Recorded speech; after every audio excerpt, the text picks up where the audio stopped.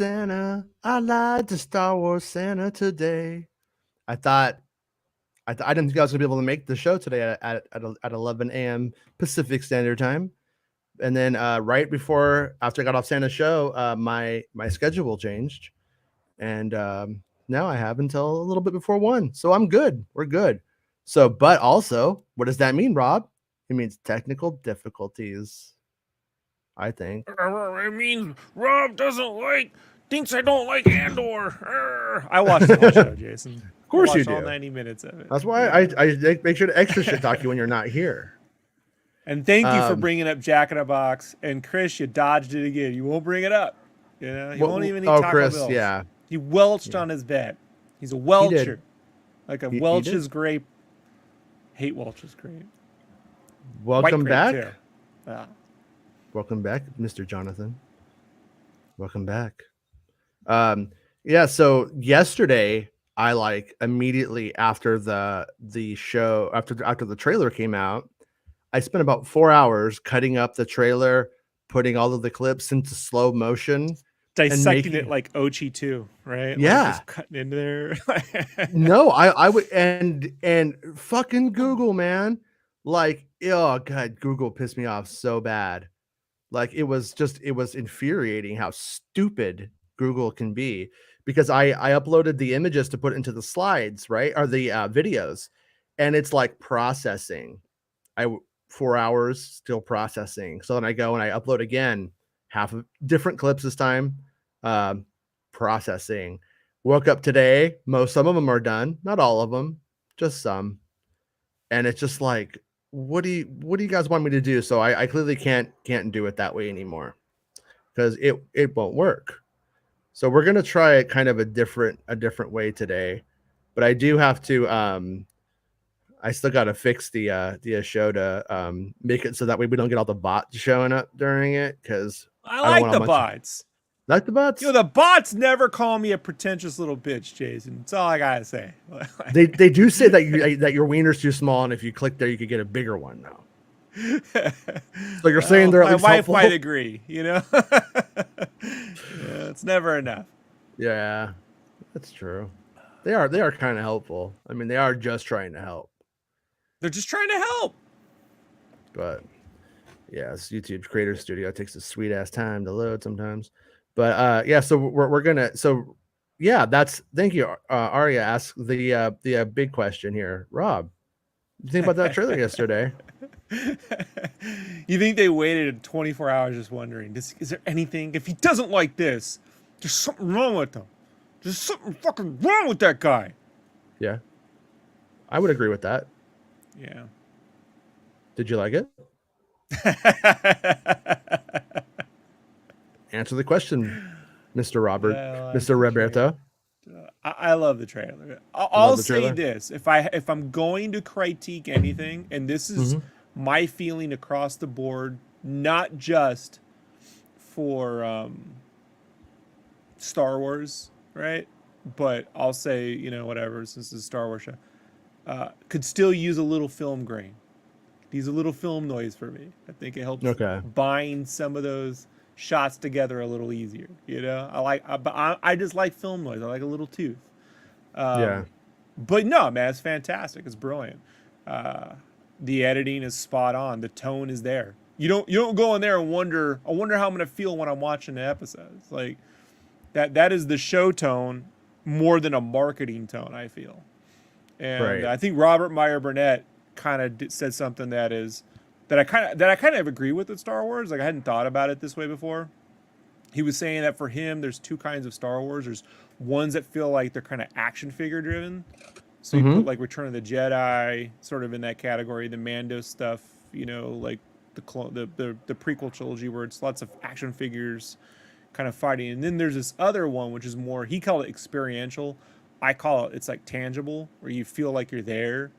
And like Empire to me has that feel. Rogue One has that feel. Some of the Mando episodes have the feel. You know, Mando's 50-50. Sometimes into Mando's very action figure driven to me. But that 6th episode of Boba Fett where he's on the ring planet, that's more for me, more like you're there with him. You know? Yeah. Like surprisingly, when he's on the N195, whatever the fucking Naboo starfighter, that felt more like you're there with him. You know, Somebody's in the boobies. The Bill Burr episode.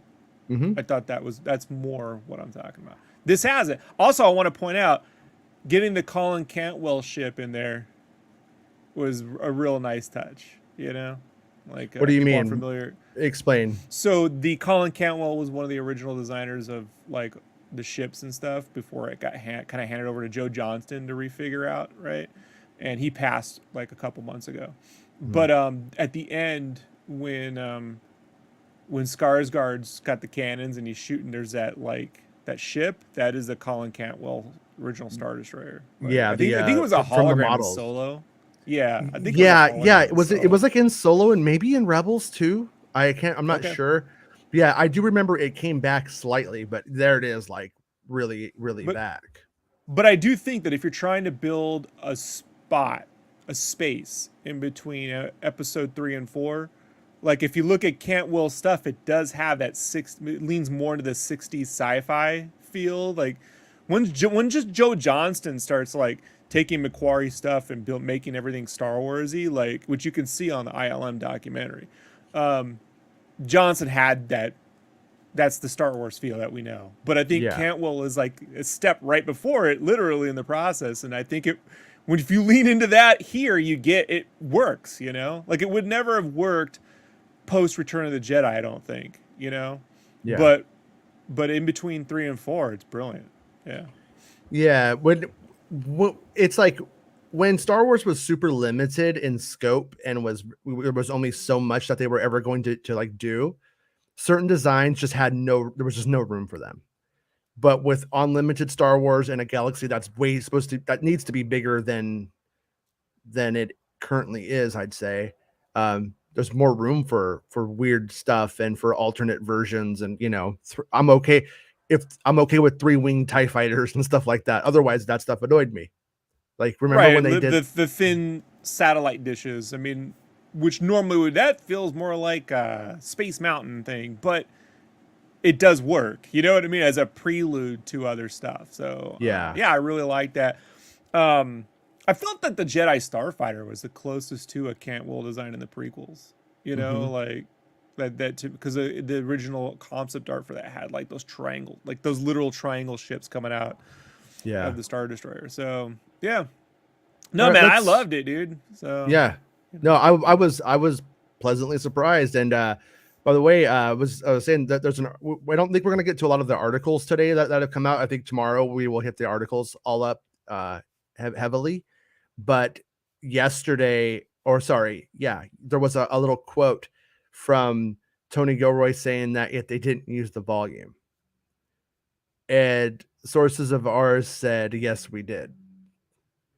Sources of ours says primarily in the I think that there might be some kind of like, you know, like when they're talking about the opening scene out there with like in the mountains in Scotland, or I think they're in Scotland, like they probably are trying to say like we didn't use it there. They're probably referencing one thing, but the article itself from Empire is literally saying we didn't use the volume at all.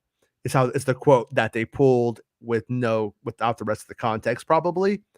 But that shot of Mon Mothma we'll get to, of her sitting in her chair in her house or whatever, that was done using the volume. So when I hear statements like that, it reminds me of when I tell my wife things like I never lie. You know, she's like, you're lying right now. You know, like yeah. Well, I mean, you know what I mean. Like, I mean, I never sort of, you know, like I'm not. Well, I mean, I don't feel I do. Yeah. Yeah. I lie all right. all the time. Here, let's see if Turns this out is going to work. it was all shot in the volume. Yeah, that's the volume. Yeah. But all right, so this is so there we go. See, Jason, what you can't tell is they built the volume around the UK. around the whole in country. A volume. Yeah. That's part of the whole Brexit deal. Like, so is that like a young Andor right there? You think, or are these just random people? because one of the things to note is that we end up with like the Star Destroyer shot that comes like later, but he says he's been in the fight since he was 6. I think when he's 6, it's the Clone Wars, but then when we get into this is clearly post Clone Wars if that is Kid Andor, you know. But, all right, let me see. Yeah, I think this is going to make it precise, but let me know if there's any playback issues on your end if you see anything wrong. But I slowed everything down so that way we could really take a look at all of this stuff. And so if you remember, I think Bestman had it too. I had pictures of these teepees and stuff that were done like over in Black Park, and we saw the kids in the first teaser like all huddled in there. And I think that this is probably maybe the outskirts of that camp. That's my assumption. So, but look at his space gun. Space gun looks pretty cool. Yeah. He's holding it fairly properly.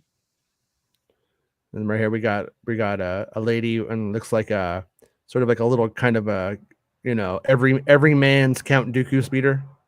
It's just they're preparing for Star Wars MasterChef. They got to cook Cowleaky and Space Lizard in 30 minutes. Looks good though. I mean, like it looks lived in. It looks real. It looks like it would work in some universe. Not exactly the mopeds from Book of Boba Fett, right? How, you know what? That's too easy a call, the mopeds. Why don't we just like reference the entirety of Jabba's palace as like, being super fucking clean? Like honestly, I and I'm being a little facetious, but I feel like Jennifer Beals bar has more grit than Jabba's palace in some I'm being a little facetious, but it definitely feels more lived in. That's a great shot. That's a good use of Steadicam too, by the way. That's when you use the Steadicam, right? Yeah, you feel like they're really catching this as it happens. I like that if the Star Destroyer is sort of moving in the similar way that it does in a New Hope, like the shot. I know not exactly like on screen, but like in the storybook of A New Hope, this is like how the Star Destroyer is, how you see it. And so I like kind of like it kind of reminds me of that. I'm not saying it's doing a nostalgic thing. I don't think it is, but it's definitely like a more fun way of seeing exactly what we saw in A New Hope, but from the humanistic perspective, from the person on the ground. And yeah, so I'm like that has to be a little Andor, right? I think that right there. Yeah, this is the most prequel-like shot for me, where it's kind of like characters standing in the center of the screen, slow truck in, slow truck out, or pull out, pull in. I use truck. That's not the right terminology, but that's what my animation teacher used to use for everything. So it's built into me. So that's probably the least, like that's the most painterly, I think, shot, like for me. Yeah. I'm not the biggest fan of a character sitting in the center of a screen with a giant exterior around him. Like it's that Breath of the Wild cover, that everyone likes to spoof now. Like, yeah, it's like I get why they do it. It's like, all right, but I would say that the lighting, the tone, it's all great, right? And it looks like an alien planet. It just doesn't look like L.A. Yeah. Well, no, definitely. And I love this shot. I do like it. And I like that it does feel prequely, but it feels prequely during the dark times, which is something that I am a fan of, because usually like whenever we got the kind of stuff in the other movies, it was fairly, it was either civilized or it was like Geonosis or something, Whereas this is clearly we're looking at some planet that's had its stuff. Yeah, Jason, I can confirm that's actually just footage of Ukraine. Sorry, it's a bummer. That makes sense. Showdown. That makes sense. Yeah. All right. Well, back to it. Thanks, George. Right here, we got that. We got a Rogue One, kind of the Rogue One hat shot again, right? When Saw Gerrera goes to get Jyn Erso. Oh, the hatch. I did agree with you when I first saw him. Like, hey, it's the hatch. It's the hatch from Lost. Yeah. It's like a hexagon and everything. Right. But Yeah. So which is also, I mean, I don't know if that's, if what the context is necessarily, but if he is surviving by hiding in this underground place, either by himself or with other kids, I think that's kind of an interesting juxtaposition with Jyn Erso, He's you like the know? Prince of Central Park, Jason. You ever read that book? No, No? but He's but big I in the mean, 70s. it's a neat idea in theory because you have Jyn Erso, who essentially was almost a princess when you get down to it. Her dad's like this like rich science officer, one of the most brilliant minds in the galaxy. Should have been born with a silver spoon in her mouth, or kind of was, but should have kept it. And then as we see, like she's a little kid, she's ends up in this hatch because of the Empire, and that's where she's put down and then pretty much kept, for the rest of her life until she dies. And same thing from a much different walk of life, probably based off of what we think we know. And but it both kind of puts them underground, and then they become underground freedom fighters. So Like a kind of wild neat. potato, Jason. But I do like this quote here: "You just walk in like you belong." I learned this in high school. Uh, it was true. I had a copy of The Catcher in the Rye I was reading, and I didn't want to go to school. I didn't want to go into class, and I had a Sharpie, and I just wrote "bathroom pass" on it, Right. and a made up Right. teacher's name, and like Miss Flowers or something, sounded like a porno's name. And and then I would just walk around. I go anywhere I wanted with it. And it was just like, and then I had confidence in it. And then it was true. You could just walk in places like you belong. And that's how you do it. Yeah, I did a lot of private security for my father's company, and Hmm. he would put me on these like stakeouts at like they have different courthouses in private buildings in San Diego. They Yeah. just rent out different little, so they always have weird people showing up, and so I would do like I'd have to look like a normal weird kind of like semi poor. I don't know, like I'd have to look different. But I found out really quickly people will just show up and walk confidently. Like I could walk Hmm. confidently into an office building and no one would really think twice about it. So you have to be like, so one of those things where you just can't get comfortable with who's walking around you. Like you have to really know who's supposed to be there. Yeah. So my guess is he's not going to have his giant fat old beard, when he's Ooh. walking around those. Oh, Andor. Yeah. He's Yeah. gonna have to shave. Yeah, he's got a Um, big bushel. uh, on this shot right here, are there senators in those pods? I find that this shot like interesting because it looks like there are no senators in the pods, or in the little, hovering things. But then we got like what is this flying in the frame? Is that one of those Senate cameras? Yeah. I just feel Is it's it a like there's UFO? this. Did they catch a UFO in the Senate? Jeremy Corbell's like running to the internet right now. Oh, those aren't drones, bro. Those are extraterrestrials from another dimension. Yeah, but I mean, but it's not the same cameras that we had in Phantom Menace. Maybe things change. Okay, wait, right there, you could kind of see it. I'm not sure how well you guys could see it on your screen, but like you kind of see it like turn. I guess maybe that is a Senate cam, one of those Senate cameras. Maybe they've changed now.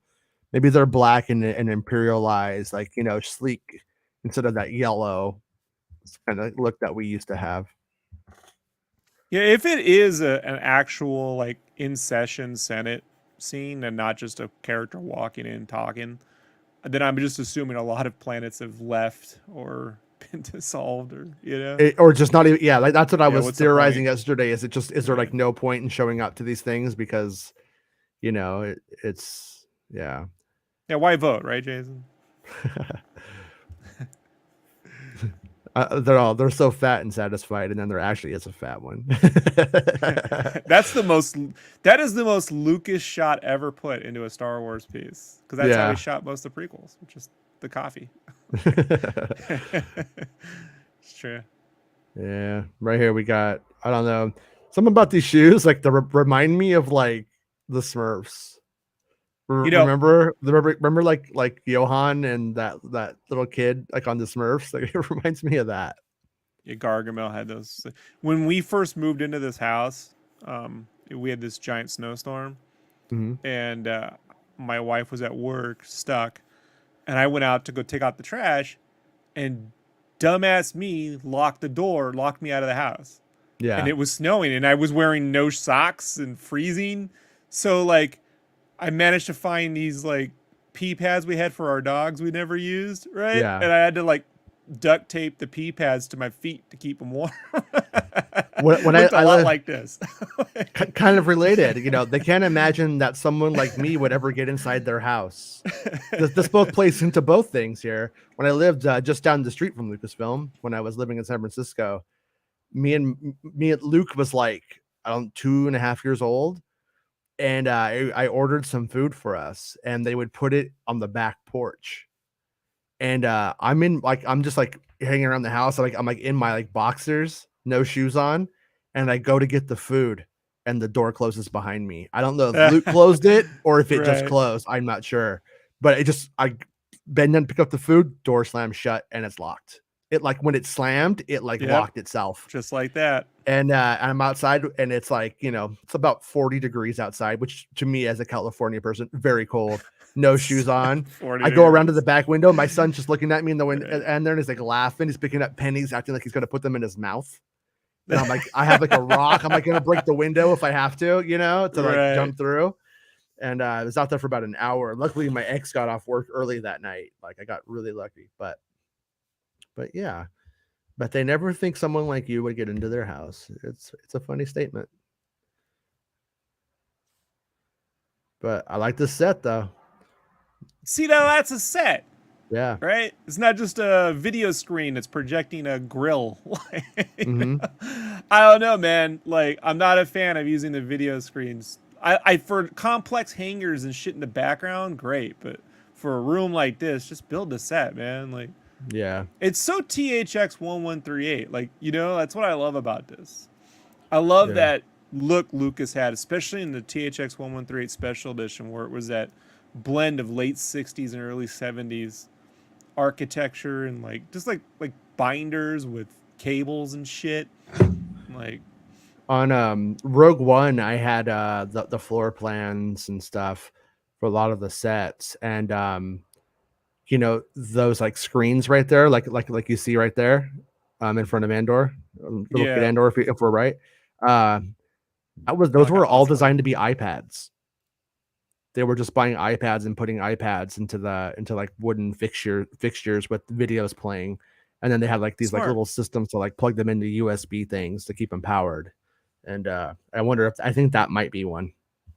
Yeah, in the 80s, like on Airwolf, they used to have actual CRTs, right? Mm-hmm. With like pre-made footage that would go on there, so you'd see the menus, and you're like, "Oh wow, that looks real." But then Airwolf Season 2 comes out, and they did blue screen monitors, and I was a kid, I'm like, there's something fucking wrong with this. I hate this. What is this? Like it didn't look like it was there, Like I don't know. That's how you know you're an artist. When you're like 8 and you're like, this fucking looks wrong. I can't look at it. It looks weird. I don't know.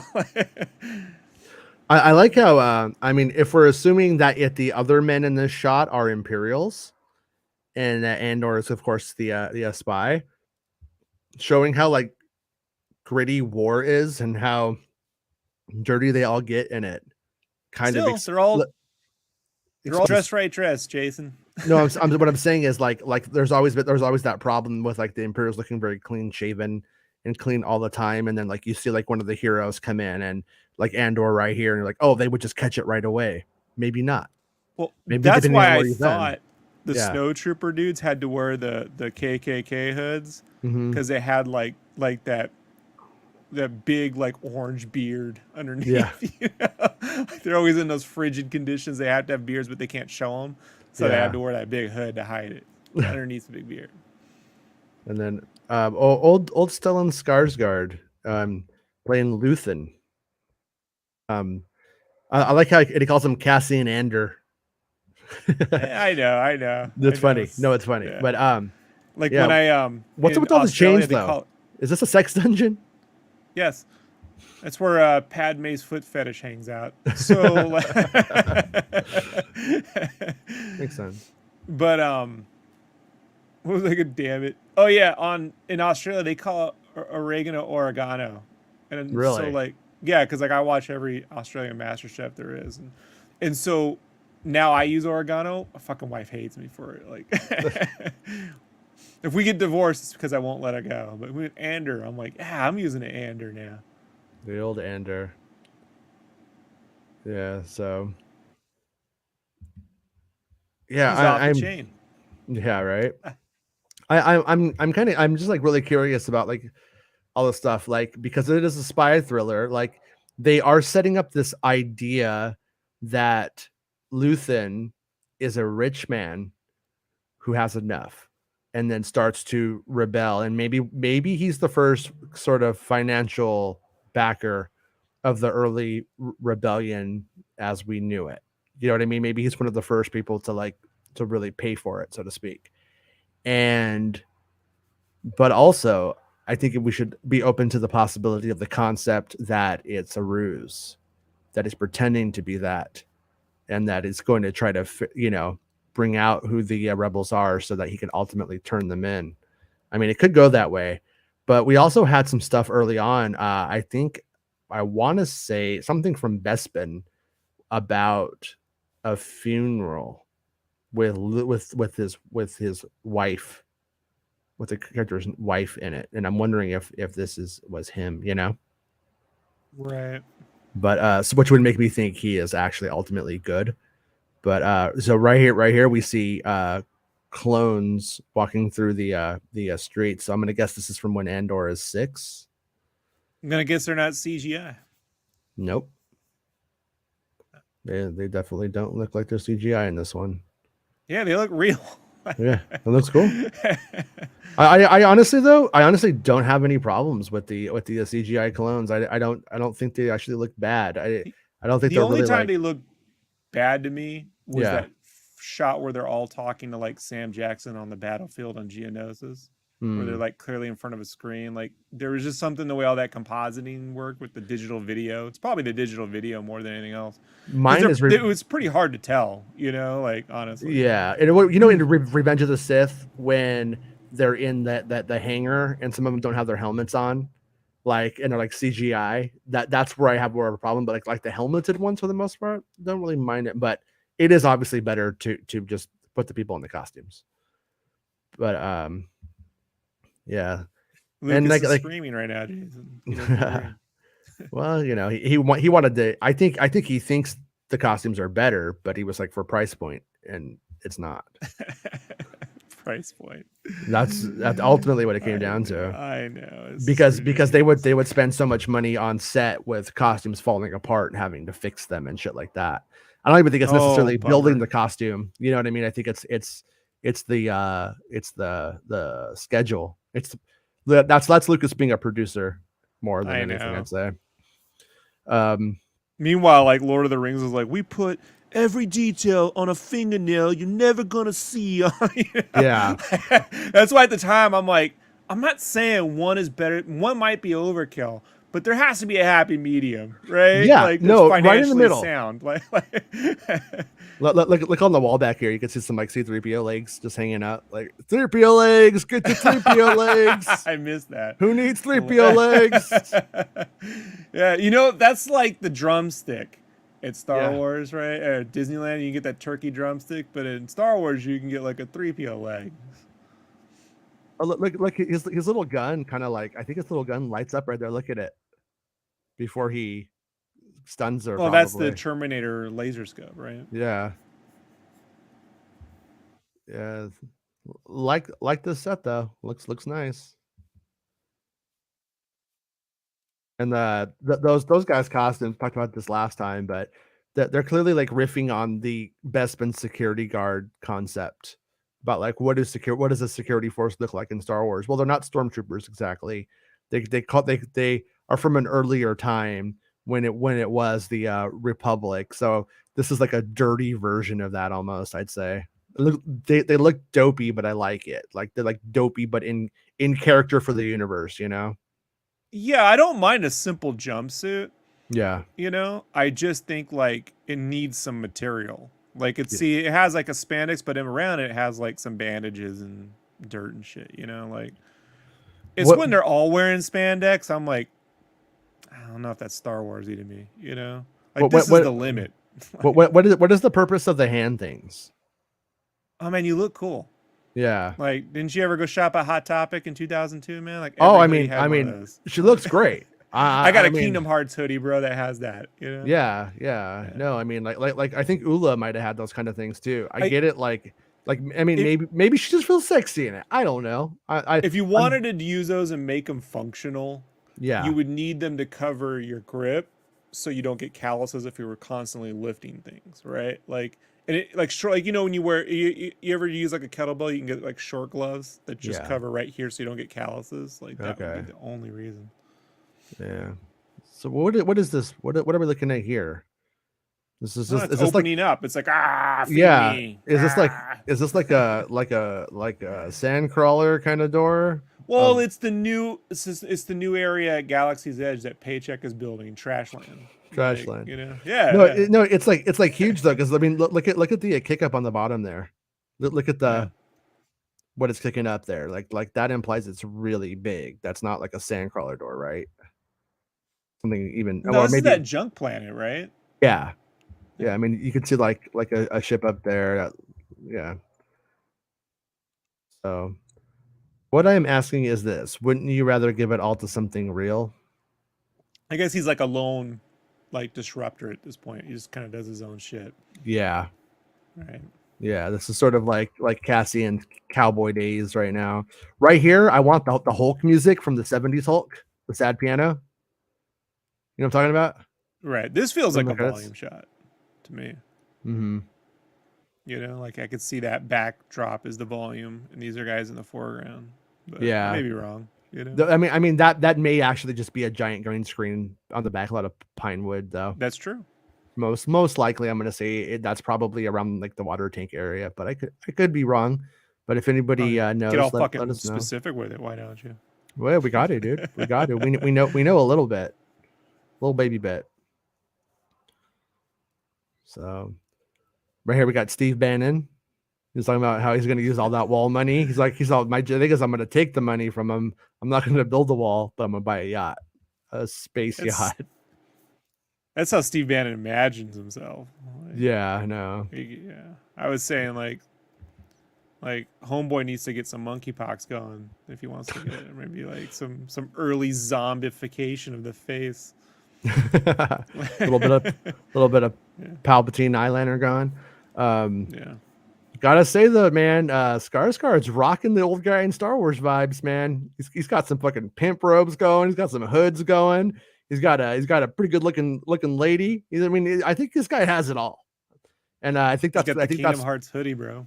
I think that's like pretty rad though, because I mean, like his ship looks cool. Look, you can see a little speeder down there on the left hand corner. See it? Little rocket bike. Oh, look at that. And yeah, I mean, this thing like it's kind of like Looks if you good. took the Millennium Falcon and the Outrider and made it like for a rich guy. Yeah. Yeah. Feels like something. Yeah, it's a little. No, you're right. I was gonna say maybe Lando, but I think Lando would have something smoother. I think Lando would have had stuff more like what Dooku was rocking, the solar. Lando has like, in the canon actually now is the Lady Luck, which combines the cloud car design with the skiff from Return of the Jedi. It's not bad, See, but it's I not always thought it was good. the solar when that Dooku's Yeah. solar sail first came out. I thought that was the Lady Luck space yacht. Like That's what Lando would rather have, I think. Yeah. I'm with you there. something more. I mean, he does start with the going. Yeah, I mean, he starts with the Millennium Falcon, so you could kind of like from that glean that he's kind of cool with powerful tech at the same time. But yeah, but later life Lando would have had a solar sail, totally. No hot robot, no hot female robot's going to be interested in a cloud car. I mean, I don't know. I don't know, man. This is very Blade Runner. Put two action figures in it. Yeah. I like how these like the farms look. I mean, this looks like I don't know, like a Picasso or something almost. It's so bizarre. Like the because it's like they're not farming anything from Earth, you know. So it's just like what you're looking at. You're like, what is that? What are these interesting designs? But it's beautiful. They do a really good job. I need all the heroes I can get. So right there, I wonder if this is accurate. Or remember in the Solo trailer, I'm putting together a team. Are you, or a crew? Are you though? Yeah, to die. So this is pretty much that shot that we had the other day Right. of this set. Remember? Yeah. I was like, this is what they're doing, and we actually joked that it looks like the inside of Saw Gerrera's place or something like it, and we didn't know. Yeah, we didn't know. But yeah, right there, old Two Tubes is back. I want to see an X-wing where the very tips of the S foils are, the cannons, whatever, where it's those like little wings on the Jedi Starfighter that pop up. So it opens and then it has an extra little dee. I watched this like really like cute video with Hayden Christensen, like a little kid, and they like build a Lego X-wing, but Hayden Christensen put the guns on backwards, and I'm just like, how do? I mean, it's just so weird to me. I'm just like, how do you fuck that one up, guy? You know what I mean? Like, I know you don't have to know everything Star Wars. It's just that's just a weird one. I was just like, okay. I Turns out he's slightly dyslexic, and you're making fun of him. Hey, I mean, I think we should get him checked out. Is what I'm trying to say. But the kid was nice and didn't really tell him. I think the kid just fixed it or something. But yeah, great shot though. Looks cool. I like how the wind's catching the character's costume and everything right there. And look right there in the corner. That's Warwick Davis, right? All I'm saying is they remembered to add a little wind, which was like my gripe when they got to that. Was it near as the techno planet? I don't even think they needed to add it. I think it was real. I think it's real out there. But yeah. Right, but I'm just saying that there's wind, like as it would be if you were outside wearing robes, there'd be fucking wind. But yeah, so anyways, I'm pretty sure that confirms Warwick Davis most likely. Oh, left-hand corner. I think that was a character he played in Rogue One. Right here we got Saw Gerrera. Lies, deceit. But I also like how I like seeing Saw like in this like interim. Like when we first meet him, he's bald headed, and then when we see him at the end of his life, he's got kind of like a fro going. And right here we have him more like right in between. You know what I mean? Like where he's like not completely like batshit. He's taking care of himself still, you know, but he's got some hair going because it's the 70s. It's the space. Got 70s. A big reaction out of my wife. I was shocked. She was happy to see him. Yeah. Yeah. Yeah. Yeah. Let's call it war. You said it, Saw Gerrera. I gotta say, I think I'm more on Saw Gerrera's side in all of this shit. I think Bill Organa needs to fucking get his shit together. I think Saw Gerrera is mostly calling it right. They haven't really given me that moment where I'm like, oh, Saw Gerrera is calling it wrong. But speaking of calling it right, no offense to like, I'm not saying it's the same thing. Yeah. But right now, if I were in the Star Wars universe at this period, I'd be seeing Bail as like a mansion on his yacht. Yeah. You know what I mean? Like, are you really helping? Like, yeah. Like we need help, man. Bestman Bolton had a scoop on this right here, so credit where credit is due. Are those like Kylo Ren style, like all the mud stuff and everything, like the mud troopers. Yeah, and but like you see how like it's got that gold trim underneath, like not gold, but like aluminum metal. Yeah, this hits close to home. I want this guy. Yeah, this guy's gonna totally like set himself on fire. He's gonna TikTok that shit too. He's just trying to vote too, you know. So like these, these look like the clone drop ships, like the next gen, right? Version of those, maybe. Yeah. It's like somewhere.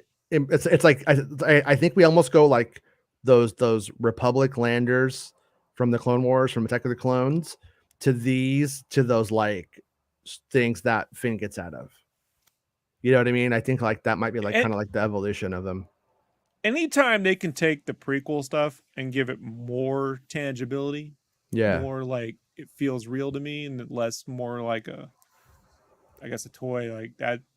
Yeah, that's my jam. And that guy just looks like Wes Bentley to me, dude. You know, like the dude from from American Beauty. Oh yeah, yeah. Oh, thank you, Quentin Lee, channel member, super chatter. The trailer really helped get me psyched for this. I like the style, similar to Rogue One and some of Mando. Yeah, me too. It's like they just hadn't really given us enough to really get excited about it yet. And that trailer yesterday to me was, man, I love me some Obi-Wan Kenobi, but I think that was the best trailer that I we've ever I think had they're out. You and hit it for on the the TV head shows. when they feel they have to show more now. They can't Hmm. sit behind a Star Wars logo because Yeah. the chatter between Campy and Harloff and them cats was like, well, after Boba Fett and Kenobi, I don't know. Like, I'm just like, how quickly people just turn. Like, it's like Grogu fever for like 2 years, and now it's like it's all over, man. Game over. But like Yeah. the thing on the trailer that I noticed the most, like I feel like maybe you would have got the same trailer from them if it was doing well, but it would have ended before it gets to the Mon Mothma Coruscant shot. Because it feels like when you watch the trailer, like when it gets to there, it's like, oh, it's gonna keep showing me stuff. Yeah. Like it hits that point where I'm like, and Coruscant, and oh shit, like that's where I'm like, oh, now they're like, we can't just sit behind it's coming to Disney Plus fucking logo on there. Yeah. Yeah. Sergeant Linus Mosk. Man, that is Linus. that is Linus Mosk. Mosk. That is I like it. I like it, but it's not the typical Filoni names, right? Right. So Linus Mosk. yeah, the big news that we'll go into it tomorrow, but Peppermint Palpatine will be next. yeah, Can't they wait. called it as a take on the Trumpian world. And yeah, that guy looks like he would definitely have a tiki torch. Doesn't he? He's got one ready in his car. Like, Knox had a bat in his trunk for whatever Yeah. reason. Look at Andor. Look at him. Where's he at? Is he looking for the Ninja Turtles right here? You think we might see some turtles? Oh, the chops! And I like seeing the chops back. Security Yeah. Force having these Yeah. chops. Gotta have the chops. Gotta have the chops. It's 70s, baby. But yeah, I liked what was his name, like Grint or something like that. There were these two like Imperial like stooges who were just like in rebels, and they were kind of made to seem like they were going to be bigger than they were, but they were basically just two like local security force bullies. And then the Empire comes to Lothal, then they get like promoted, and now they're like in the Imperial costumes. And I like that idea because that's what happens in fascism is that you end up getting the people who will bully end up having their own positions. God, dude, I can't remember what the experiment was called. Did you ever hear about that like teacher who was like teaching fascism to his students and Yeah. then The start like wave. the wave? Yes. Yeah. Yeah. One of the kids in the wave ends up becoming like the bully, like the right-hand man, just takes on the job, had no social status, and was just a dickhead. And then by the end of it, he's ready to like beat people's ass for the teacher and shit. Yeah, everybody check that out if you haven't. Oh, it's powerful stuff. I actually one of these days would be fun to kind of do a deep dive into it and compare it to a Star Wars and how fascism works. Let's make fascism fun, you guys. What do you say? Careful what you say, Jason. People are I going to know. take that shit right out of context. They'll do it to me anyway, so I give up. But My least favorite hat in Star Wars. oh, but that guy in the middle, man, he looks like is like I wanted to be one of those bankers in Harry Potter. I said I was too ugly. I just feel like Filoni would be wearing that to In and Out. Doesn't the guy on the right though look like he would have been like in a 70s sitcom? Like, I don't know, Jerry. You sound Demo crazy and to Son. me. Yeah. Or like he might be like Al Bundy's friend at work. Right. But yeah, it is very, very Filoni hat though. And then I want to pull the old shots. We'll do this again, but I want to pull the old shots from the first trailer. I think this shot has been revised somewhat. I think it's been fixed up a bit. Oh, look, my video is playing a little weird at times. But yeah, I love this. This is like so bizarre and weird, yet somehow practical. And then look at up there. You can see like all those giant cranes and shit. This reminds me. This is like the most kind of original trilogy, but solo shot at the same time, isn't it? And then yeah, it fits right in. Quentin Lee, thank you, Quentin. Quentin says, "Come on, you love that hat. I'd rock the right one." I mean, that's what I always laugh about Star Wars, though, is we always think like, yeah, I'd have like a silver and black and gold Mando Beskar helmet.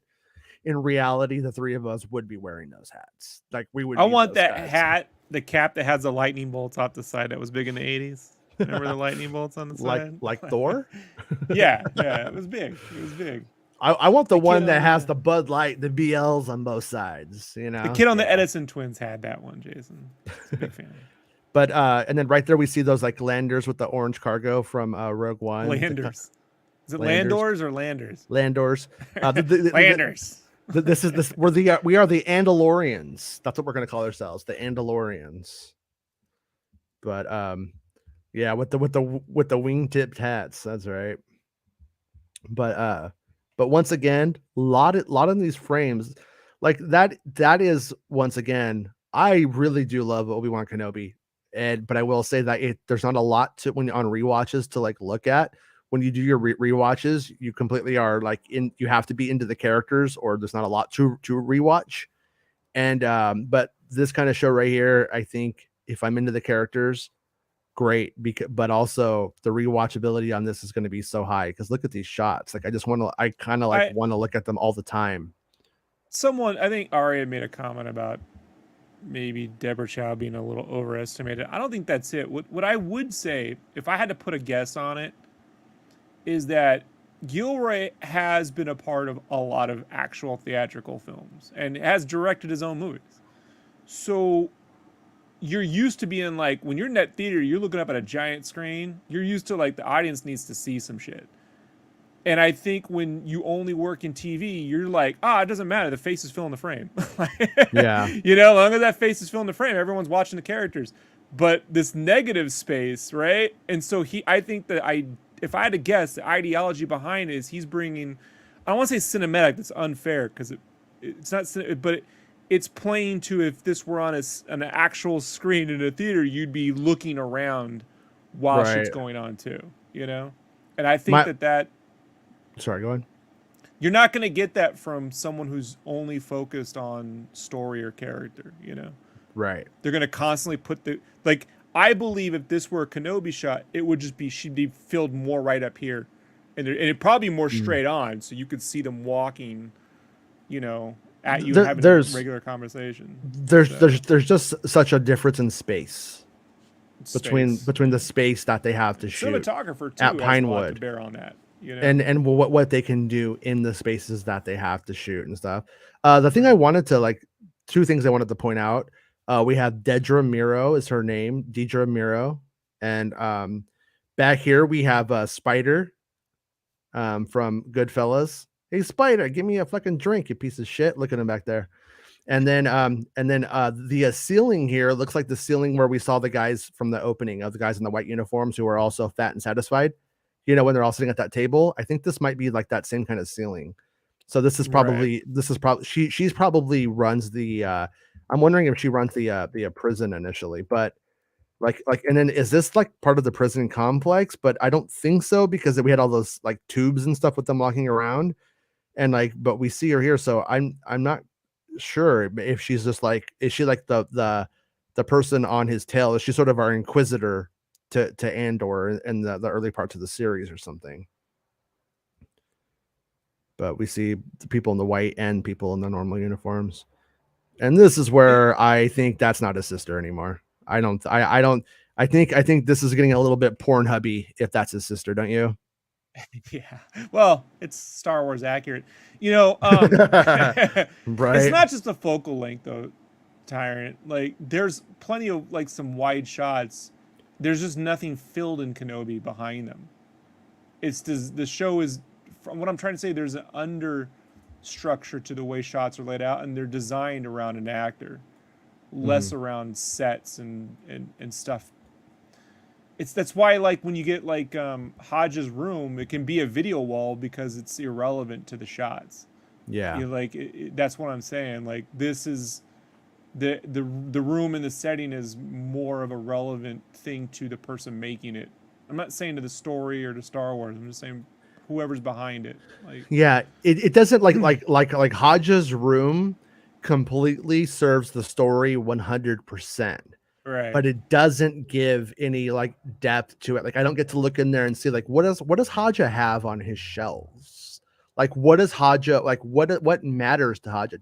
Or what does he have and Yeah. what doesn't he have? In Like what's his video home like? games, to use a video game reference, that's actually a way to tell storytelling in games Mm-hmm. without using cutscenes. If you design your backgrounds to tell the story of the what's going on in that particular level or world, then as you enter an area, you can gain info by looking around, as opposed to, say, a cutscene and you just got like characters talking. I don't know. Like, it's a different thing altogether. Is it that Kasdan planet, like the Raxus Prime or whatever it was called, where you fight that Kasdan dude? Is that what you're talking about, Mr. Fitness? But are you a fish or a thief? That's such a weird line to put into the trailer. Like I wonder if it's super important to like a theme or like a running idea. This Like is because fodder for those bots on Twitter that are like rando Andor bot, and it pulls a screen from the trailer with the captions, and you just read it. yeah. So right here we see that she's into some kink. That's cool. We're not judging. Looks fun, but you could tell it's her for sure by the hand. Like the outfit's the same, obviously, but the hand, the little gloves that we pointed out are the same. Right. You know. And then, are you a fish or a thief? Hey, man. Fish sticks. I'm a gay fish. Oh, Kanye is like, I don't get it. Did you ever hear? Was it Bill Hader? Was yes. that the guy? Yeah. Tell him about it. It's so funny. he wrote that he helped write that episode or break the story. And he was saying that when he was on the team, on South Park, train them, they would just take breaks and go watch like random shit. So he'd take them to the zoo and they're like watching these turtles or some shit, or these fish go upstream. And so then they started making like these like jokes, like Evel Knievel, like the fish would kind of like leap over one another. And then somehow someone was like, fish sticks, fish dicks, fish dicks. And so Trey was like, has anyone ever made that joke before? Has anyone ever made that joke before? And they started Googling it. And then they're like, okay, no one can say this joke. Until shit comes out. Yeah. So great. right here we have where he sees Arhona's character, and then he takes the ring off. See, so right here he's taking it off. Like it starts with it on, and he's like, "Oh, here she comes. I'm gonna put this thing away." Okay, I'm kidding. It's like Jimmy McGill's ring. No, I think that they really want us. I think they really want us. They show us this idea. I think it tells us two things. The first is that he's very, very rich and opulent. He has a little fucking fancy jewelry box for his rings, but also that he's married and that he has something to lose. And you know what I mean? Like he's one of the people. I think the idea that the trailer is trying to give us is that he's somebody who has it all, has everything to lose, and is doing the right thing. I don't think he's going to be a bad guy, but I'm always open to the possibility that maybe it is ultimately a ruse because of the paranoia that we have. A wealthy person doing the right thing is just so hard to believe these days. So right here we see that his wife's name, I believe that's his wife, is named Clea. Kleya, Clea. She says, like, you're slipping. And so the question that we should have, the intrigue, is does she mean like he's being careless and he needs to be better at being a rebel? Or she's saying you're going too far? Is there a chance that she is actually loyal to the Empire and is the reason why he's dead at the end? We assume he dies based off of the funeral rumors. And so does she betray him? Because the widow is at the funeral. And so that would be a Or- fucking hardcore thing though, if she actually betrays him and she's at the funeral like, oh, I'm so sad, but in reality, you know, it was her idea. Or Mm-hmm. does he just need to get one of those non-slip mats in the bathroom? And it's really just Oh, conversation. you're He saying could break his hip. Yeah. you think maybe he Yeah. breaks a hip? Yeah. Yeah. But yeah, she reminds me of like Padme's sister or something, like in those like Naboo scenes, you know. And but man, look at him though. Look at him, big pimping. Is that Andor back there, hiding back there? He's Look, wearing that same look in the back. outfit that Lothar, is it Lothar and Beetlejuice is wearing, right? Oh shit! At the end, yeah. When they're all at the dinner table doing, you know, yeah, the like seance, him stuff. and Bai Ling or like, yeah, yeah, and like yeah, we see that he has like that Mando style armor in the background here. He's got some of those IG-88 drink things over here. He's got a little. That's an IG-88 dick, actually. People don't know that they're actually that big. So is this Luthen setting up the meeting with Andor? Because when we go back to the previous shot, like I said, you could see somebody in the background there. See in the window? That is a person, right? That's George Lucas in Star Tours. Yeah, I think it's Andor. Oh, I think he's in the back room, and I think Luthen's like, I think this is where they meet. That's what I think is happening here. That's my guess. I feel like he has longer hair here. Maybe just slicks his hair back in the other shots. But. Well, I mean, when you got a fine ass Mon Mothma come in, you know, you're gonna do some things. You know what I mean? I mean, I'm just saying.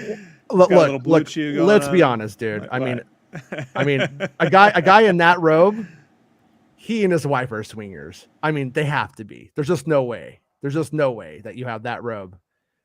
And you know, you're not like, hey, let's Favreau's see. Like, hey, that's my movie. Like, no, Favreau, that's not what it means. I mean, Mothma's got to be into some stuff, right? I mean, definitely into swinging. Definitely. No. Thanks, Favreau. Thanks. Yeah, but right here, yeah, you know, his hair isn't as debonair as it was before. And then right here, his hair is short. He's the hair is short when he's out here on this ship, when he's on his mission, right? Yeah, his hair is short. That's what I was saying. I wonder if the other one's more of a like before thing, different points in time. Yeah, maybe like how did we get here? Maybe it's gonna work. Maybe the narrative is gonna work that way. Book of Boba Fett tried to do that, but I think this show could do it, whereas Book of Boba Fett couldn't. I've just been hiding for too long. This show can do it with respect, right, Jason? It can. It definitely can. Yeah, it looks badass though. It looks tough. You know, it's a really interesting character, which is what's one of the more surprising things to me. And I like this little gun, this little Millennium Falcon gun that comes out top. That's fun. And there's the ship we were talking about at the top of the show. That looks like he's shooting a TIE bomber. Yeah. So, yep, he blew that TIE bomber up. That TIE bomber's toast. I'd get rid of that first, you know. Yeah. Well, he dodged around it. Good loop. Look at it. Right in there's a potato. And a Mecha Godzilla. What? Right there she goes, Mothma, Mothma, Mothma, Mothma, Mothma, Mothma, Mothma, Mothma, Mothma, Mothma. That's her theme song. Oh no, Mothma, don't do that. Yeah. See, I felt like when that ship blew up, that's where they would have ended the trailer normally. And then it's like, nope, no, here's some other shit you didn't know you wanted. Psych. You know? Yeah, here's that planet you never got to see in the movies. Yeah. Well, is this Coruscant or is this Chandrilla? What's the difference? Looks like Coruscant to me.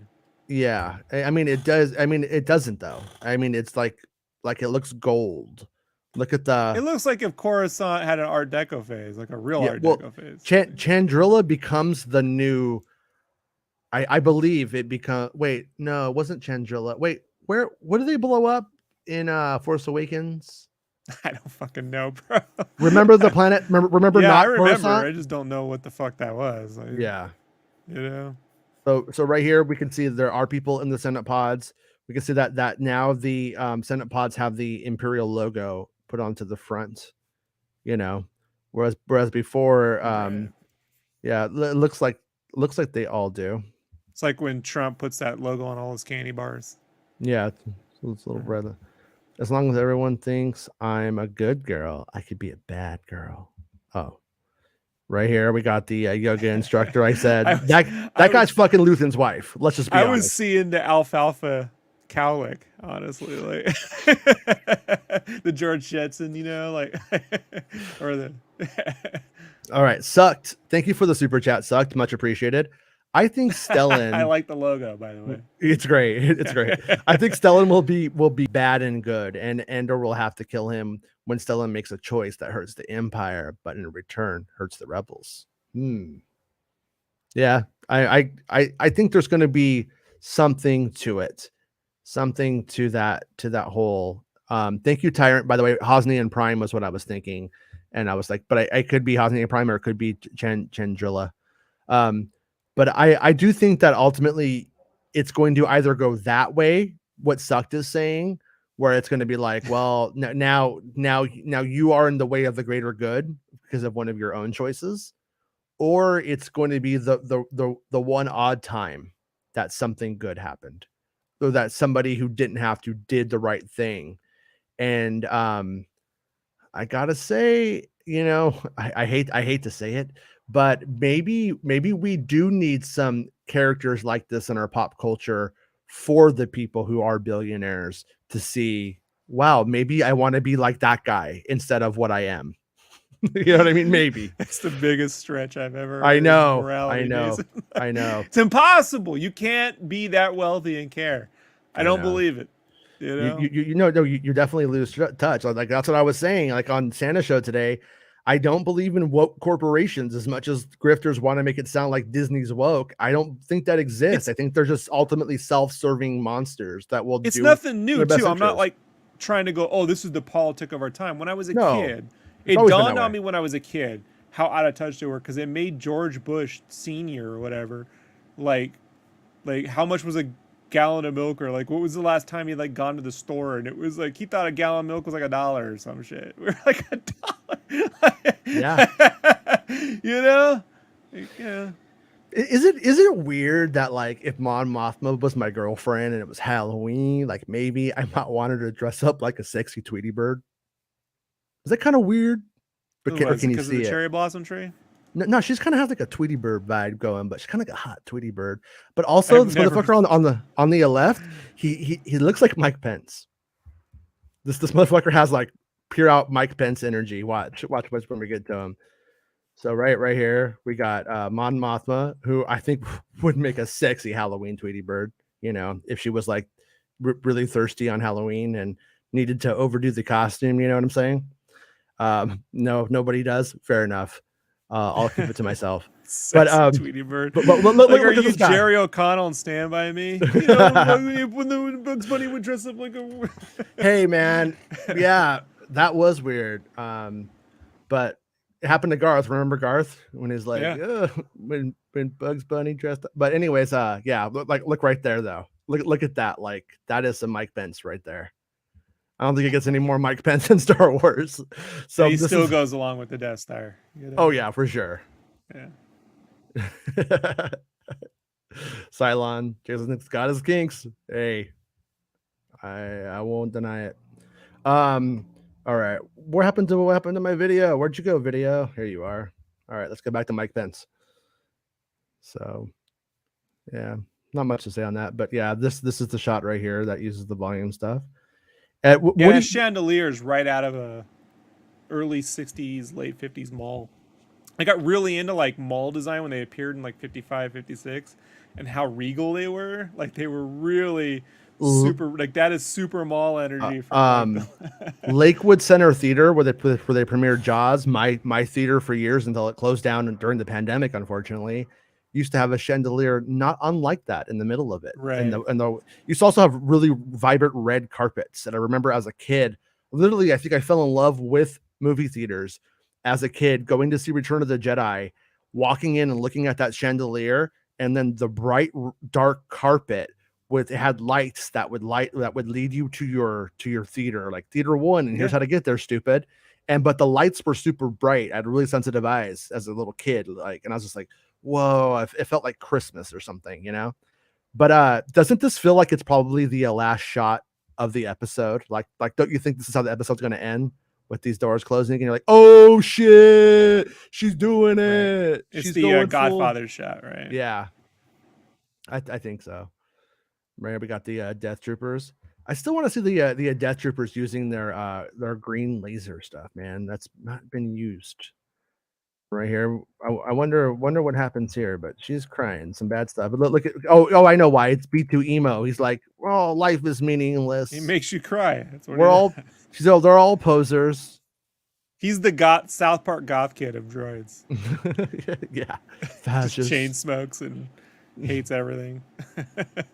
And then right here we got Clea rolling deep, and then this kind of seems to be like which makes me think that she might be in on stuff. Like, doesn't it look like I feel like Max is gonna be putting this shot in her next video.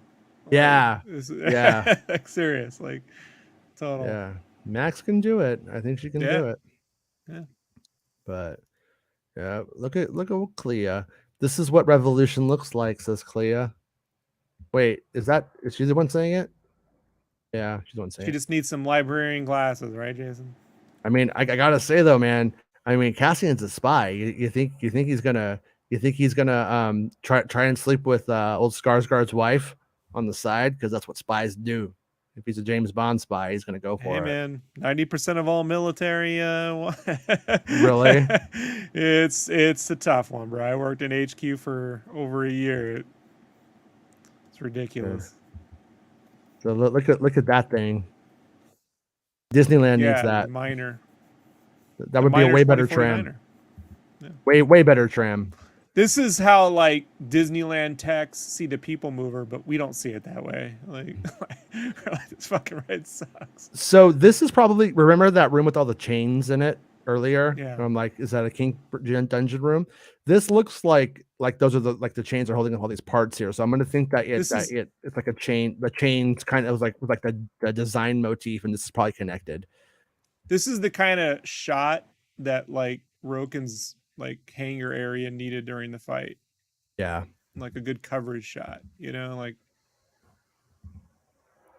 right here. Look at old baby face Andor. I was talking to somebody who worked on the set, and I was wanting to know if he was clean shaven or because he has a beard sometimes, and they didn't quite understand what I was saying, and they're like he'll come in clean shaven at 6 a.m. and by 9 a.m. by breakfast he has a full beard.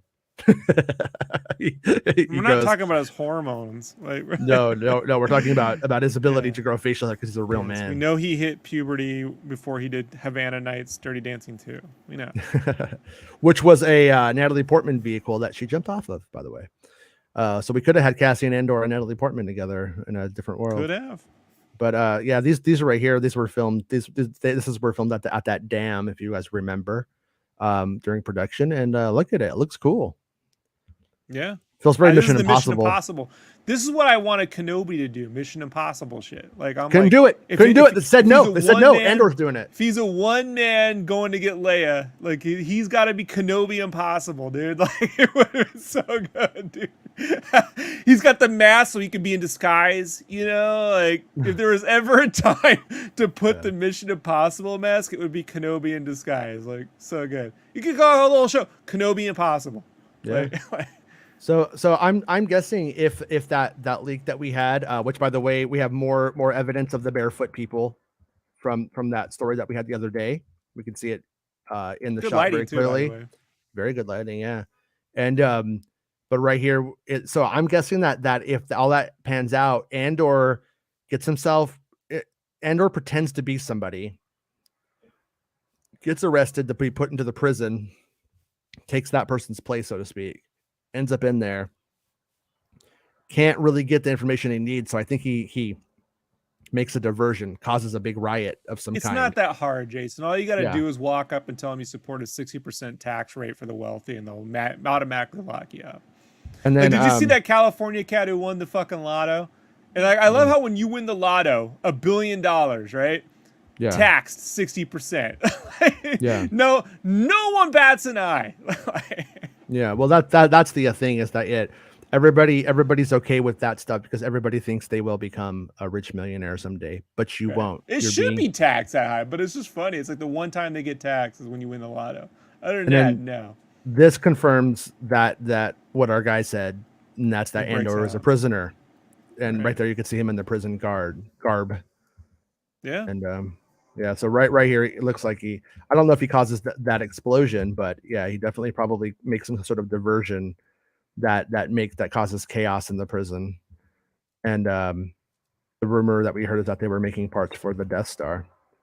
Now look at this Ochi looking motherfucker. This guy looks. He has four I saw arms. Maz Kanata when I was first like looking at the trailer. I was Yeah, like, is that like a Dad Kanata? Like I want Ochi, Goggle eyes. Maz, and this guy all together, like hanging out, just fucking like going like dancing, like listening to industrial music. He's listening to Rammstein right now, dude. He reminds me of What's what's the actor's name who played Alex in A Clockwork Orange? Andy McDowell?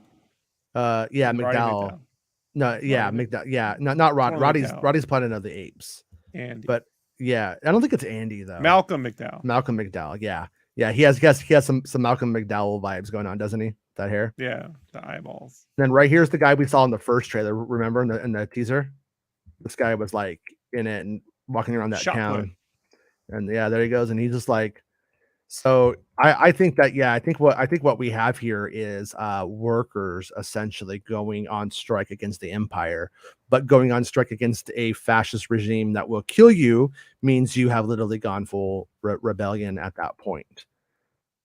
And look over here in the corner, you could see a person with the hair and the black outfit. I'm not sure if it's the guy. Looks like a lady to me almost, but I can't tell if it's that guy. Right there, we see the explosion, and then the troopers, come in. And so I don't think this is the prison planet, but and then this is stuff from earlier on. Her staff has pretty major Ray vibes going on, so with some Ray hair kind of going too. Yeah. Doesn't it? Yeah. But and then look at the colors in this shot though. Like this is the concept art that you were saying where you want those colors from the concept art showing up in the show. This is it happening. I'm pretty damn sure. Like, and I'm thankful for it. I just think I think this show is. I mean, I'm not sad that we're not getting a Star Wars movie this year now, because visually feel like I'm getting it right now. I feel like this is what I would have gotten in a theater. And once again, here's those colors right there. This reminds me of Solo: A Star Wars Story done much better even, and it's on TV. I mean, look at that. Yeah, fucking cool as shit.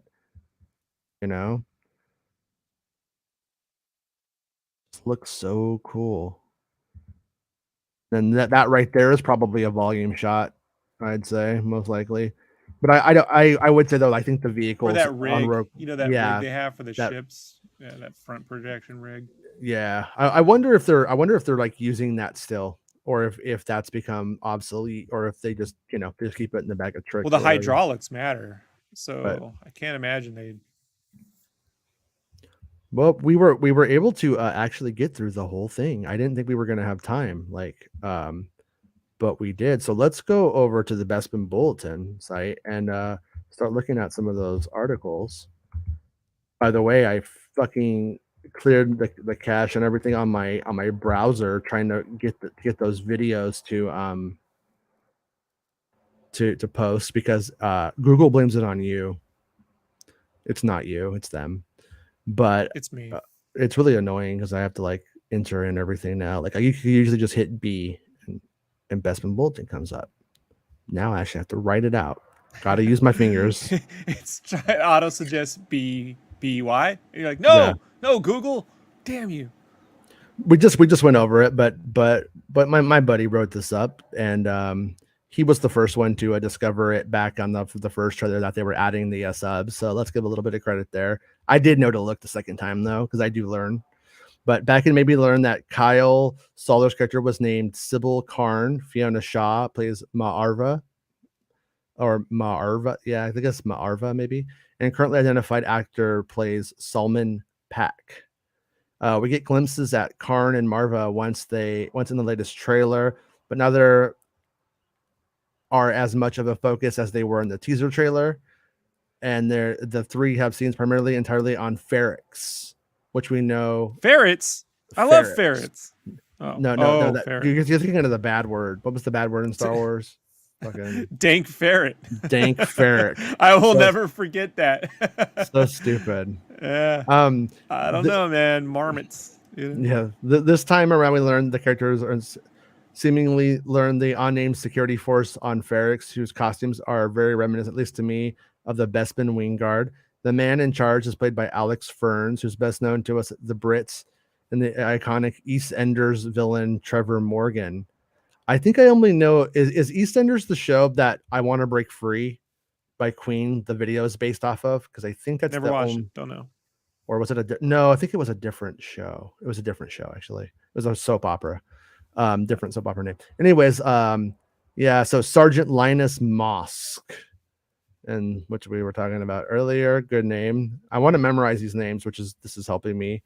And next up, a character named Clea, who's played by an unidentified actress. If you know the actress's name, please get in touch. Yeah, do that. Tell us. Clea is first seen alongside Stellan Skarsgård's Luthen. And, so good job at putting all the pictures together. Bespin. Deidre Mero. And, yeah, she looks Bespin's a tech guy. So, he's a tech guy.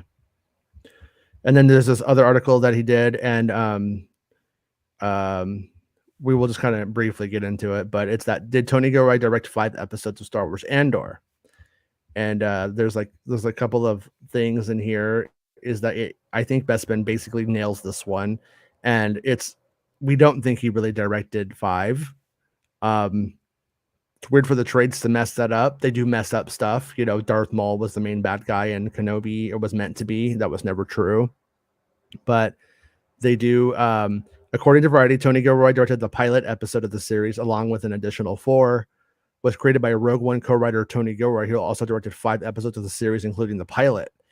The addition of the Bourne filmmaker to the director's list is certainly a surprise given past reports, but also that Gilroy himself previously stated that each announced director handled 3 episodes of the series, and that structure influenced the second season of the series. Those directors were Benjamin Caron, The Crown, Sherlock, Susanna White, The Deuce, Billions, and Toby Haynes, Director Who, Black Mirror. With Caron believed to be directing the additional 3 episodes unaccounted for. Perhaps it's a mistake on Variety's part, which I believe was likely, but that seems quite odd given the credibility of the outlet. Their connection to the studio and what they were ones originally report Gilroy was stepping back from directing. But Gilroy, this is the money right here. But Gilroy did write the pilot of the series and wrote 4 additional episodes. So he was most likely slated to direct 5, wrote 5. And I'm also going to throw out there that there may be some internal confusion behind the scenes because maybe he sort of told them what to do. And maybe he directed the previs and stuff like that already. And so I think that would make a lot of sense. Intended to direct 5. Yeah. Yeah, exactly. Because there's that whole they couldn't get out of New York thing. Yeah. I mean, we weren't talking about that last summer. I mean, I want to say like a year ago, because I remember that was one of the first conversations we had. Yeah. Also, I got the leakers, Ahsoka's and Naruto on Twitter. Naruto 1. I think he had to go with 1 because I think he got banned because they posted that clip. And he wrote this. The Nazis keep posting, but they're gonna get those leakers. Yeah. So he writes. Hold on. Actually, I'm gonna make this text bigger so I don't mess it up. I think. Well, never mind. I want you to scrap. This is Ahsoka's. I want you to scrap. This is big spoilers for the Tales of the Jedi, by the way. I want you to scrap everything I've ever said before about retcons, characters missing, any tweets I've made, anything. I've jumped the gun. elaborated on things I wasn't even sure about myself, shared information before I knew the full story. So forget anything I've said before. And honestly, this is how it usually goes, you guys. When people were getting mad at him, you can leak with the information that you know, and then it gets filled in sometimes, and then you're like, okay, I gotta fill it in. Things aren't what they seem. That's how it goes. So don't bust his balls. This is everything correct. My source has shared with me. Imagine everything before is incorrect, and you're hearing it here for the first time. I'm not going to tell you what is and what isn't a retcon, because it's honestly not my place to do so. By the way, the author, E.K. Johnson of the Ahsoka novel, was pretty mad about this on Is that Twitter. why this is? Well, maybe that's why they're writing. I don't know if that's why they're writing it, but they're like, you know what? She's basically just saying, use your imagination. Like the stuff isn't really, I don't think, necessarily not canon. So if I put a question at the end of a sentence, it means take it with a grain of salt. Okay, so I'll make sure to tell you guys when it says that. So here we go. Episode 1, Dooku. Disclaimer, my source isn't sure which episode comes first, episode 1 or 2. They originally believed that the Mace episode came first, but they say Dooku is only clean-shaven in the Qui-Gon episode.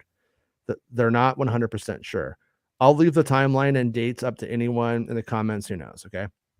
So at the start of the episode, Dooku and Mace are assigned to investigate the death of Master Katri, or Cathri, a new Jedi who went missing whilst on a mission. Yeah, like Katri, but Katri or Kathri, like Kathleen Kennedy. Finally, something for the cats. Cathri. Yeah, they probably just couldn't tell what they were saying. Right. Who went missing while on a mission. They arrive on a planet in a big city that's sort of modern. They are asked to see Senator Larrick. They are welcomed by the townspeople with open arms. They seem to be very pro-Jedi. They ask the senator to see the dead master's body. It's not shown on screen, but it's obvious from the viewer's perspective that they see the body. Okay, so they're basically going and wanting to see a dead body. This is sort of like Stand By Me. Want to see a dead body? Yeah. Want to see a dead body? Kiefer Sutherland confirmed. As the bully, as Dooku. Yeah. As a young Dooku. That would be great. I'd watch that. You could do it. You could pull it out. You could pull off anything. Yeah. We then see a cutscene of Mace and Dooku alone again. They both feel like something is wrong. The townspeople and senator have been acting strangely. While Mace suggests they follow the council's orders, transport the body and bring it back to Coruscant, Dooku wants to investigate more. Mace doesn't let them, and Dooku gets a little stressed. They both have different opinions, but eventually Mace gives in and they go and investigate. They go into the forest to locate a place of assassination. After being told by the senator that she was killed by a group of rebels, but after looking around and finding huge blaster bolts over the trees and around the ground, they discover that the blaster bolts came from a ship owned by the city, which is still in the sky. Mace and Dooku immediately ignite their sabers, and Dooku charges towards some troops that just arrived, but Mace holds back. When everything's solved and they're hopping back on the ship to Coruscant, Dooku says this: "It's good that we're led by our council and not by politics nor ego." This is a word-for-word quote from the episode. Once they return to the body to the council, Mace is promoted to master. Not Dooku. Dooku is sad, maybe angry, and he's not the one to shout or visibly display it, but you can tell he's upset. He speaks with Mace and says something along the lines of, "We're both there on the mission. Why were you the one they promoted?" It's evident that the reason he wasn't promoted was because he was acting because of how he acted regarding the body. The council doesn't fully trust him just yet. It isn't possible that, and the question mark, it is possible that Mace just received a seat on the council instead of rank of master. My source believes it was both, but they aren't too familiar with lore, and neither am I, so we can't answer. I think we can answer that because Anakin says being put on the council but not being made a member, a master, has never happened before. It's not how it's done. And then Obi-Wan's like, none of this is how it's done, right? So I'd say Mace is put on the council. Or yeah, so I'd say he's put on the council and made a master. But anyways, I guess that's if he just, I don't know. Maybe I'm not sure what they're asking. Are they asking if he's put on the council at all? Because if he's put on the council at all, then he's made a master. But if he's just made a master, whatever. And here's one thing: my source can't exactly remember why they killed the master. My source says it's more like the city did something wrong, something which would have consequences to the city. I mean, there was a reason the master was even on this planet. So Catherine was there to investigate if there's a problem in the city, and before Catherine could find out, she got killed. That's why Mace says that she would have listened, she would have understood. There was no need to kill her. So if anyone has any potential answers, okay, so it goes on. Episode 2. Dooku and his Padawan, Qui-Gon Jinn, are on a mission to rescue a senator's child from a village in a very rundown, bad condition. These senators' children get abducted all the time, Jason. It's a problem. Yeah. It's a problem. They only agree because the senator himself is a little corrupt. This makes them want to understand him more. Just a bit. After the child is rescued, the senator arrives with an army hoping to free the child himself. But Dooku defends the village from the senator. The senator aims at Dooku, who force chokes him. Note, not beheads, as was previously stated. Qui-Gon is shocked and tries to stop Dooku, but he is force pushed away. Eventually, the child comes out and stops Dooku from killing the senator. Qui-Gon is shocked about his master's behavior. My source hasn't told me as much about this episode as he has the others, so it's quite brief right now. If I learn more, I'll edit the posts and give you guys more. So, Dooku episode 3. This episode begins with Dooku on Coruscant. It's unclear whether or not he's still part of the Order. But my source believes he is, as it is heavily hinted at. Though, if Lucasfilm were to avoid retcons, it would make sense if he had already left. The sequence is set in the middle of the Phantom Menace, right before Qui-Gon presents Anakin to the Council. Dooku and his former Padawan discuss the Sith Lord that Qui-Gon encountered on Tatooine.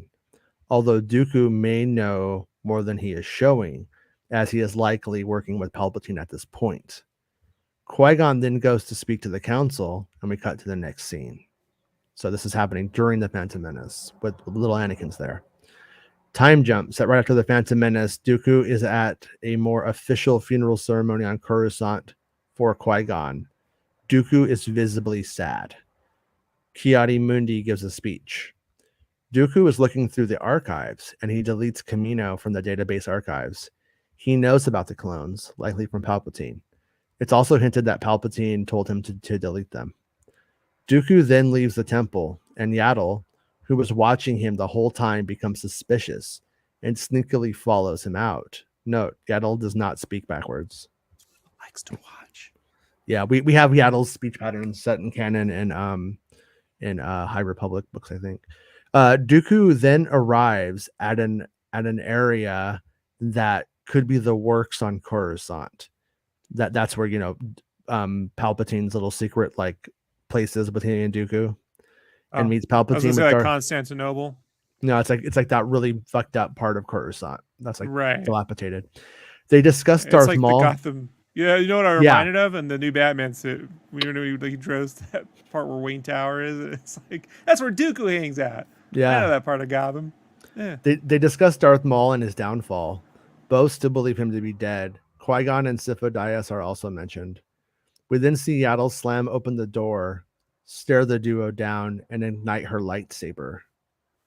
Yaddle does not see who Sidious is. She asks Dooku why he's doing this, why he's conspiring with the enemy.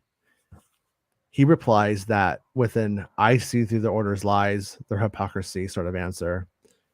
And Yaddle then attacks him, and they duel. Yaddle is very powerful and does a lot of stunts. My source was very taken aback when he saw the fight. Eventually, Dooku gets the upper hand and is urged by Palpatine to kill her. He ignites his blue lightsaber and strikes her down. Palpatine then proclaims him as Darth Tyrannus, and the episode ends. My source believes this to be Dooku's last day in the Order. Although if he's already left at this point, it may just be the point at which he cuts ties with the Order. Yeah, I'm guessing that it like he hasn't officially left because he needed to go in there and delete Camino from the archives and stuff. And then he becomes Darth Tyrannus, and it's probably and then he walks away. Like he has no reason to be in there. But I will also say that it also not great strategy, because if he was a Sith Lord and you had a Sith Lord inside the Jedi Temple, why would you close that out? That ultimately doesn't make much sense in the backstory. But let's just give it to personal reasons. Didn't work it out before he started the whole thing. You could justify it by saying Dooku could not be there anymore, and that's one of with what was going on, with what had been going on, and that's ultimately how he was seduced, and the seduction would only work if it went this way. I that's how I'm justifying it to myself. But anyways, my source originally thought it was Geonosis, the stuff with the works, and he wasn't sure. It looked like Geonosis to him, but my source originally believed Palpatine was Dooku's first meeting, but it's highly unlikely. Yeah, it does sound. I'm going to guess that that Dooku has been seduced over time, and it's unclear how the Jedi find out about her death. Okay, so so that right there, we kind of have like the whole backstory of Dooku. Then we have the Ahsoka episodes. Ahsoka is Force sensitive. Her mother has always known she was special. Her mother is out hunting one day when a big wolf creature comes out of the woods and steals Ahsoka. Ahsoka is brought into a cave, but she tames the creature with the Force and rides it back home to town. The tribe elder says to Ahsoka's mother, Ahsoka is a Jedi, as seen in the trailer. You'll notice this one is a lot shorter than the others, but it's because there's not as much story-wise as there's in the other two episodes. Episode 2. Anakin wants Ahsoka to learn a certain move, and forces the clones to stun her over and over again. This training lasts many years, from season 1 to season 3 of the Clone Wars, and results in Ahsoka finally learning how to do it. She also receives a second lightsaber as a reward. Maybe it's like her little Shoto blade that she has, that just kind of pops up in like the 3rd season, maybe. She then shows off her skills to the council, plus some younglings attending, Depa Balaba and Caleb Doom. Do you know that Caleb Doom is Kanan, Rob? In case you don't, Kanan Jarrus is the name that he takes on in the Rebels era. But when he's a Jedi, his name is Caleb Doom, Dume, or Caleb Dummy, however you want to say it. Her Padawan, Dume. It's French. Dume. Dume. It's what my French father used to call me. Yo, Dume. Dume. You are Dume. You have rocks for brains. Lift it with the Force, idiot. So Obi-Wan, Plo Koon, and the rest of the council. So we got some Plo Koon. All right, Plo Koon. Kanan Jarrus.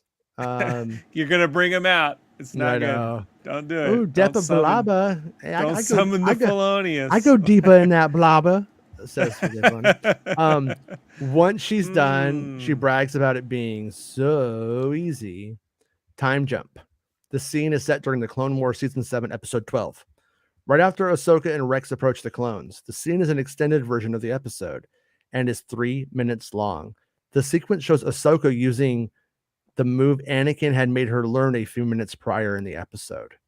The point of this episode is to show that in teaching her that move, Anakin saved her from Order 66. Little asterisk. Rex and Ahsoka also have a conversation at one point during the scene. I believe it's at the start of the sequence, though it's not in the same room scene as from season 7. Perhaps it's on their way to see Jesse. This does happen, blah, blah, blah. Okay. So, Ahsoka Episode 3. The episode opens with Ahsoka on Naboo. She's walking through a row of archways before arriving at the funeral parade march for Padme, as seen in Revenge of the Sith. She's hiding behind a crowd in her cloak and has her head down, visibly upset.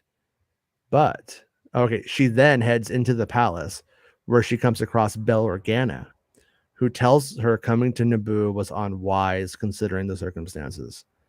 Then they take a walk to a sort of terrace balcony overlooking the lake. with the bridge, the bridge where Padme's walked across in her casket. They discuss where they will go from here on, and Ahsoka says she wants to settle down somewhere. Bell gives her a comm device and tells her to call if she needs anything. So it's pretty much like what Obi-Wan has, that thing that he calls her on. Then 2 clones from the Coruscant Guard make their way over, and Ahsoka quickly hides. They eventually leave, and Ahsoka heads to Ra'ada. Once she arrives, she takes up the fake name Ashla, which, by the way, the little girl that Ahsoka was based on was named Ashla in Attack of the Clones, and they were going to make her Ashla for a long time during the early production, but then decided not to. But she feels like an outsider. She makes her way to an empty house, and Kaden and her crew can be seen in the background. She feels very lonely and doesn't fit in straight away. One day, a truck nearby falls on Kaden's head. This is really, I think, unfortunate writing. A truck falls on Kaden's head, and Ahsoka must use the Force to save her. I think it means like falling on top. Is going to fall on top of her, but it says a truck falls on Kaden's head, and Ahsoka must use the Force to save her. She quickly hurries away, but is followed. Kaden tells Ahsoka she saw what she did and that she is a Jedi. Ahsoka says, "Oh no, you got it all wrong," and tries to come up with an excuse, but Kaden doesn't buy it. She persists, and eventually Ahsoka gives in. She admits that she is a Jedi, but it is important that nobody finds out, and Kaden agrees to keep it a secret. Ahsoka then goes, having trucks fall on my head. You saw that truck fall on my head, and you saved me. Ahsoka then goes to eat her food on her own. Kaden, noticing this, asks her to come sit with her and her friends, possibly her crew from the novel, and they sit and talk beside a campfire. A few weeks later, Ahsoka and Kaden leave to get supplies, but come back to see the village on fire and everyone dead. It turns out Kaden's crew members saw Ahsoka and ratted her out to the 6th brother, who is in the village as Ahsoka is running up to it. She tells Kaden to stay where she is and goes to fight the Inquisitor, who says, "And who might you be?" Ahsoka fights him saberless, dodging all of the attacks. She eventually overpowers him and makes his lightsaber explode, killing him in the process. No, after the fight, we do see Ahsoka's white lightsabers. We do not see Ahsoka's white lightsabers or her purification of the crystals, which happens I think it happens at the end of the book. She digs up her lightsabers and then purifies the crystals, I think. If I remember right. It's been a long time since I read that book. Bell then arrives to save Ahsoka, Kaden, and the other boys from their crew, and tells them they are the first recruits of the rebellion. End of the episode. And assuming the Inquisitor's name and rank is kept as it is in the current canon. So they don't know for sure it's the 6th brother or whatever, but we'll go with it. That is everything I can currently tell you. Thank you for the opportunity to share this with you. And that was Ahsoka's and Naruto. So good job, boys. You did a good job there. I feel like I know what happens in the episode. And good work. I mean, that's all we can say, and keep it up. And just don't let them, when you start to get a little bit low on the leaks, don't let them pressure you into saying things when you're not ready to. That's what they're going to do next. Because once you feed the bears, they get angry, and they start wanting stuff. But you guys did a good job. I think that was pretty clear. And then there was but that wasn't all that they did. They had another Acolyte leak as well from them. I'm gonna open it up right now. I'm not gonna put it on the screen because I got it into a DM, so I'll just read it from the DM, and I don't want to share my DMs on YouTube right now. I don't think that would be wise. But Mr. Spreezy sent me these tweets from them. And you can follow, like I said, you can follow Ahsoka's and Naruto1 on Twitter, which is the best place to do it. I hope they continue to release their stuff on Twitter. I think it's good. If they don't make their own site, I say it's the best way to go. Acolyte details. And for the record, one last little, just if they see this suggestion, when you are using a code name like Paul, put it in quotation marks, because what's going to happen is, even though you're right and you're going to be proven right, they're going to come at you and say that you said the Sith Lord's name was Paul, which you're not saying. And I know that anybody with half a brain does, but they will use it against you. So Acolyte details, Ahsoka tweets out, Paul is a Sith Lord, though he doesn't seem like one. He's a super rich arms dealer, sort of effortlessly fancy. He deals weapons to Ara's village so they can fight off the aliens. He's a white male and he's human, so no indication of them making him Plagueis. So the only connection I see to Plagueis is the Sith Lord and the fact that they deal in arms. But this may be why Plagueis deals in arms. This may be how as opposed to Andor when they deal with legs. Yeah, That's right. how they deal in legs. Well, they also deal with doors and windows. Yeah. More Acolyte details. In episode legs. In episode 2, the aliens attack again, but this time they have weapons sold to them from Paul, the Sith Lord, codename Paul. Is that the same Paul from the movie Paul, little alien? Yeah, little alien. Paul, Theo, who I believe was the grandpa, and Ara fight the aliens, but Theo and all the townspeople die. Ara is so enraged by Theo's death that she has a sort of force power up. So she has her moment where she becomes so enraged by what happened. You know what I mean? That she like Dragon Ball. So she then goes on. So she then goes into a bog to kill the aliens, but she doesn't go near the village since there are children. Yeah, smell bad. But she doesn't go near the village since there are children there. When she gets back to the village, the Jedi finally arrive, but they've been subdued by Paul. Paul then forces Ara to kill them and take their lightsaber. So that's a pretty cool little moment there. You know? Sure. Yeah, old Grandpa Leaker. Hey, you gotta put things in quotations. Yeah, so I mean, that's super fucking nuts if all of this pans out, that we have this shit hitting before it's even filmed. And I keep wondering if it's going to mean it gets changed, or if they're going to feel pressured to change things, or are they going to be more open about the story on it in the end, considering. But at the same time, like, when it comes to leaks and stuff, only a few 100,000 people read them. Yeah, Lucas didn't care. No, Lucas didn't care. But the people at Lucasfilm now are like, no spoilers. Oh, I work in the company. I don't want to know spoilers, so I don't know what's going on. Yeah, we like it when no one knows what's going on. You're just trying to show you get everything. You get disappointed because you didn't get what you wanted. Yeah. The Bears. The Bears. Yeah, yeah, I thought Cassian was gonna be about Darth Plagueis. I'm just like super interested to see or hear about what happens from this, like how it goes down, because that's like crazy. Like I said, like whatever, I've had stuff super early. I always sat on it out of fear that it would change, and then I wouldn't have the correct data.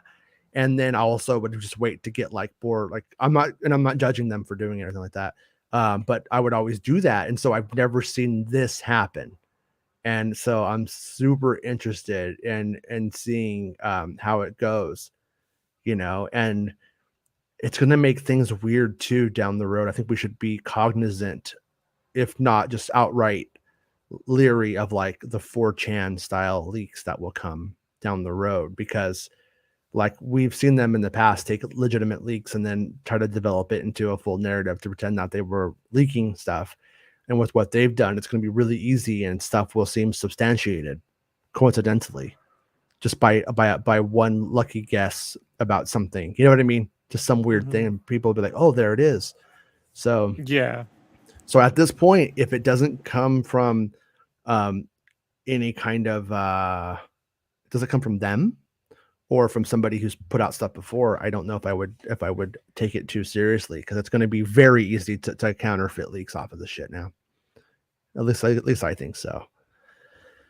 But Robert Sinclair, channel member, friend, ally, rogue, says, I think it's like a mechanic working on a truck. The jack gives out all the truck was going to fall on the person's head. This is roughly what happens in the Ahsoka novel. Yeah. Makes sense. Working under Very Superman moment, right? Yeah. Yeah, exactly. And yeah, that book, I remember when that book came out, I got my early copy at Comic-Con. And I had, been fucking drinking for 4 days straight and not sleeping and all that shit. And then they're like, here's your Ahsoka book. And I got to read it. I remember reading it and just being like, yeah, okay. Okay. And then at the time, people were offering like $200 for the copy from that version. I was like, sure. So I sold that shit right away. No regrets. I think I made the right choice. Yeah. I gave out I had extra copies. I gave out extra copies to friends who wanted to read it, and stuff like that. And then I was like, yeah, you want to give me $200? I'll take it. I don't remember what it was. It was a lot of money though. It was seriously like a serious amount of cash that people were offering for it. Also, like I went to the, when I went to the J.J. Abrams panel at Comic-Con, yeah, they gave out lightsabers. And the lightsabers were the normal lightsabers from the store. There was nothing, but they had a sticker on them. And people were convinced that sticker was special. And I had 4 or 5 of them. And this guy was like, I'll give you like $125 a piece. I was like, okay. You know what I mean? Sure. Okay. And I still don't know if that sticker mattered or not. I don't know if it did, but so. My buddy passed away last summer. Right. And one of the last conversations we had was he was telling me about a time he had worked at a toy store in the early 90s, right? Okay. Like 91, 92-ish. And it was right when like the next generation got Playmates action figures or something. Yeah. And this dude came in for this very specific Picard or some bullshit and gave him $500 to hold this fucking thing, Yeah. And dude was like, this thing's gotta be worth anything, so it's gotta be worth money, man. And he got in quick. And so I looked up on eBay, it's fucking worth nothing. Really? Certainly not the 500 Hyundai. You know what I mean? That like the 5 Hyundai it took between 91 and now, like with inflation and everything else. Like, no, that guy got ripped off. Like one of those guys who believe that those figures will still be worth something. You made me think of the Hyundai factory. You hear about that shit? What was going on there? They had like 10-year-olds making cars in the United States. Yeah. Well, but that's coming back, bro. Like I told you, it's fucking nuts. That's their way around, labor and work shortages. They're just going to bring back child labor. Yeah. They're going to replace public school with public fucking child labor. Like you'll see. Yeah, I will never buy one of their cars. That's for damn sure. Yeah. But your kids will be making them. Sorry to say. That would be great. Hey, you know what? Oh, I have to go take them. I have to go take them right now and their friend in the pool for like 3 hours. But if I just had to take them to work, that sounds pretty good, actually. No. Yeah, no, it's really super fucked up though, man. Yeah, it's super, but that's their plan to compete with China and globalism they're not going to counteract it, bring it back and level the playing field. They're just going to make child labor legal. Yeah. Like there's just no way, Jason, people in power willingly give it up. Oh, of course. This doesn't happen. We call it elf labor, Rob. We call it elf labor. Look, Santa, I'm trying to it feels like low hanging fruit with you with this stuff. Yeah. Low hanging fruit sounds like my prostate. Santa, not now. No, not right now, Santa. No. No. Yeah, I don't know if you saw the beginning of the show, Santa. As soon as I got off the call with you, I was like, oh, I have time, so I had to do the show. So I got to do the show on time today. But I think either way, you were gonna get to hang out. So I'm glad we get to see it all. Hey, it's Mr. Johnny. No living wages, just child labor. Yeah, that sounds right. Yeah. They're like, oh, if we give you a pay raise, we're just gonna hold the whole economy hostage by price gouging everything and call price gouging fucking inflation. Okay. Hear me out. Mon Mothma dressed as a canary in a coal mine. Okay, no, okay. I'm trying to make it work. It's not going to work for you guys. But You like Tweety Bird's hot for you. There's nothing wrong with that. Tweety Bird is not actually hot for me.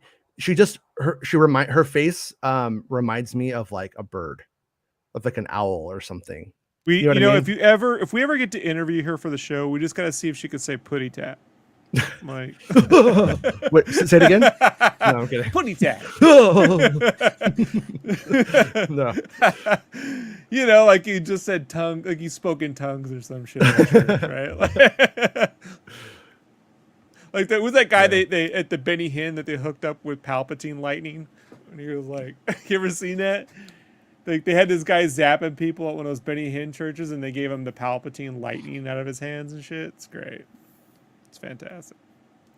So, Santa, by the way, has like a picture that he just showed me, and it shows that map from the Andor trailer and Lothal, and it's all like some speculation, like could this be Lothal?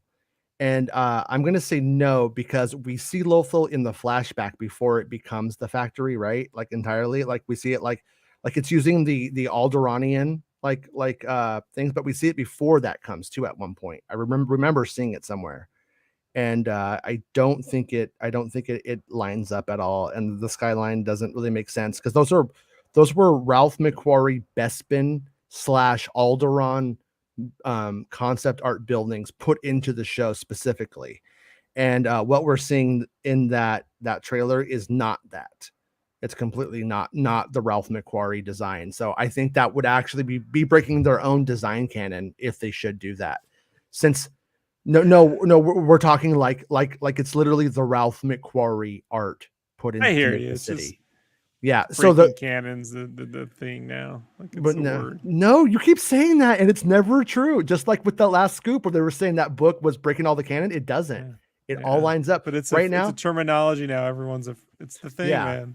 But I'm saying that so far they are not breaking canon.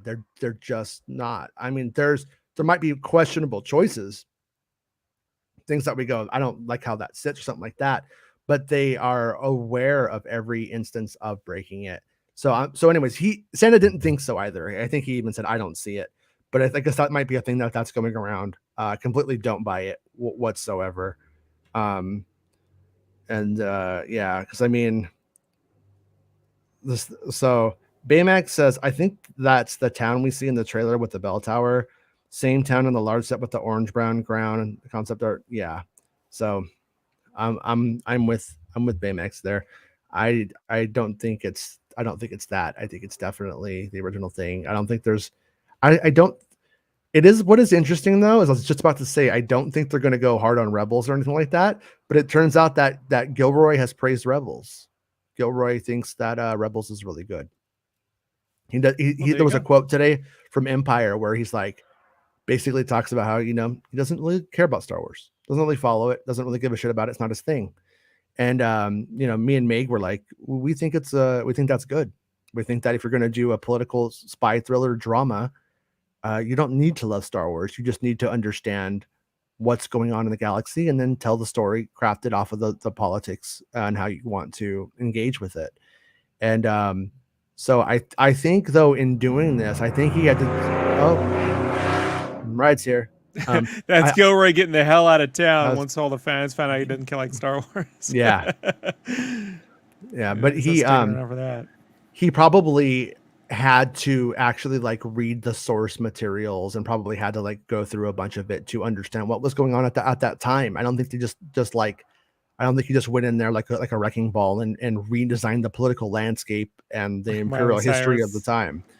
But what it does sound like he did do was he took all of that stuff and then I think maybe gave it some depth and showed, like, you're implying a bad thing happened here. How fucking bad is it? Let me tell you. I think that's kind of what he did. That's what it sounds like. And there's a quote from Diego Luna where he's like, "You're sick," to him, and I think it's because he's like talking about like exactly, you imply there's a gulag. What's inside the gulag? Let's talk about it. Let's show it, because they're telling. There's a lot of telling with Star Wars Rebels because it's a kid show, because it was on all ages show. and Andor will It's like probably those Naboo scenes on the Phantom Menace. They tell you shit's going down, but you don't ever see it. Yeah. You know, our people are being rounded up. What people? Yeah. You know. Yeah. And you know what's weird? They actually did film it.